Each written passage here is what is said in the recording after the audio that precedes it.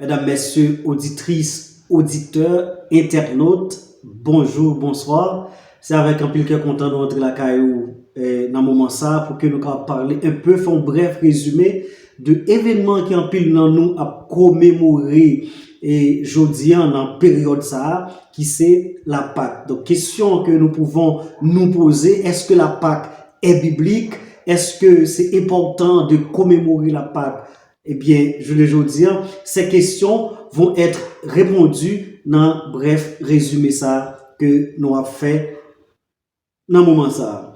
Alors, la Pâque, rapidement, c'est une institution que bon Dieu lui-même l'ité parler avec Moïse et Aaron pour te faire que le peuple Israël est capable, eh bien, fait. Là, nous allons dans Exode chapitre 12. OK?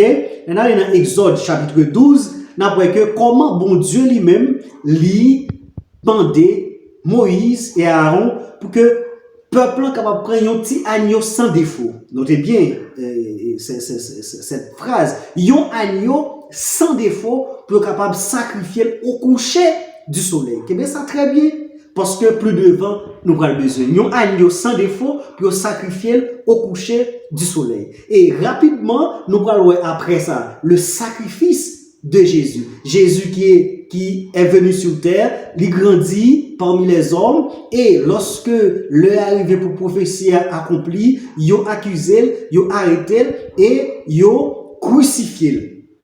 D'accord? Jésus l'est crucifié. Et qui le Jésus est crucifié, Jésus a rendu l'âme d'après Jean chapitre 19 verset 30 au coucher du soleil. Donc, ce qui est dit dans Exode chapitre 12, il fait yo seul avec Jean chapitre 19 verset 30. L'agneau sans défaut que Dieu a demandé à Moïse et à Aaron pour parler avec le peuple pour qu'ils soient capables de sacrifier au coucher du soleil, il a un jeune accomplissement en Jésus-Christ sur la croix d'après Jean chapitre 19 verset 30. Pour nous continuer, nous avons deux textes importants de l'apôtre Paul. Le premier texte, c'est Romains 1, verset 16, qui dit ceci. Car, je n'ai point honte de l'évangile, c'est une puissance de Dieu pour le salut de quiconque croit. Donc, je ne vais pas utiliser le car parce que c'est en conjonction, je vais prendre verset 15 là. Je n'ai point honte de l'évangile parce que c'est une puissance de Dieu pour le... Et vraiment intéressant. Il dit comme ça, jamais je ne tirerai fierté d'autre chose que de la croix de Jésus-Christ notre Seigneur. Par elle, le monde est crucifié pour moi comme je le suis pour le monde. Maintenant, il faut comprendre, chers amis auditeurs, chers internautes, les civilisations anciennes, des moyens, ils ont bail sentence. Lorsque l'apôtre Paul dit, il n'est pas honte de l'évangile parce que c'est puissance de Dieu pour le salut de quiconque croit, il fait référence à la mort, à la résurrection de Jésus. En d'autres termes, il fait référence à la croix, n'est-ce pas? Il fait référence à la croix. Et plus devant, dans Galates, il peut dire, donc la croix, c'est fierté. Pourquoi la croix était la fierté d'apôtre Paul? Il faut comprendre, dans les temps anciens, les différentes civilisations qui appliqué des peines, nous avons dit des peines inhumaines. Par exemple, si l'on prend la civilisation grecque, lorsque yon moun te fait yon bagay qui pas bon, lorsque yon moun te commet yon infraction au niveau de la société, eh bien, yon te kon utiliser yon peine pour lui. Par exemple, le poison. Si nous songeons, le grand philosophe grec, ou bien le père de la philosophie qu'on appelle Socrate, eh bien, monsieur a été accusé comme moun cap, eh bien, déranger la société, comme moun cap, dévier la jeunesse. Maintenant, qui peine été réservé pour lui, il été balle, bois, eh bien, la cynie, une sorte de poison, et c'est ça qui était tué. Et si nous prenons la civilisation romaine, au temps d'apôtre Paul, qui ça, comme qui peine utiliser? Utiliser la décapitation. lorsque on moun font bagay qui grave, eh bien, peine maximale là, yo décapité.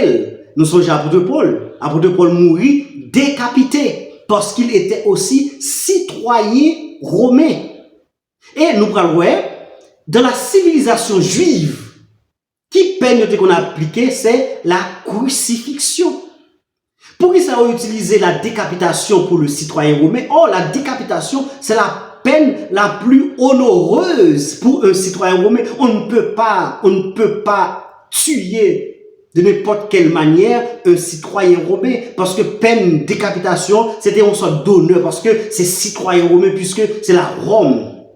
Ok? L'empire romain, c'était un empire qui t'a mené dans un moment. Et rapidement, pour qui ça, Jésus a été crucifié. Dans la civilisation juive, bandit qui plus criminel là, eh bien, il y a toujours une façon, dans chaque époque Pâques, il y a toujours une façon, eh bien, yo prendre pour yo crucifier.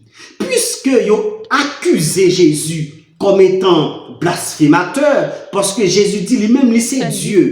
C'est ça qui fait que yo arrêté Jésus, yo accusé lui, et peine capitale religieuse pour Juifs, c'était la crucifixion. Et au pral puis devant, Pierre pral mourir aussi crucifié.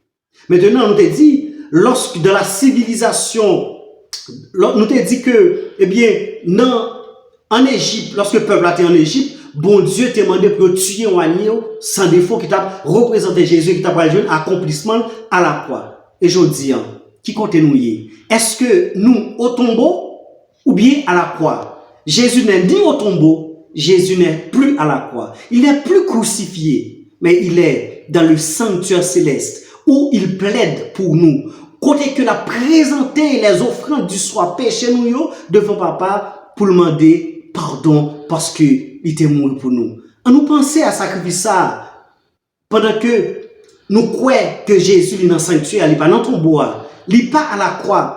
Que nous sommes capables de remettre les vies nous, et dans ce moment ça, nous avons la pleine assurance. Si péché nous, eh bien, nous monté plus haut que la montagne, nous sommes capables de présenter devant Jésus et la présenter devant le Père, la effacer pour nous parce qu'il est déjà mort à la croix, il a été crucifié pour nos péchés. Oui, Jésus n'est plus dans le tombeau, il n'est plus sur la croix, mais il est dans le sanctuaire céleste. Et la bonne nouvelle, la bonne espérance, c'est qu'il viendra nous chercher bientôt et très bientôt.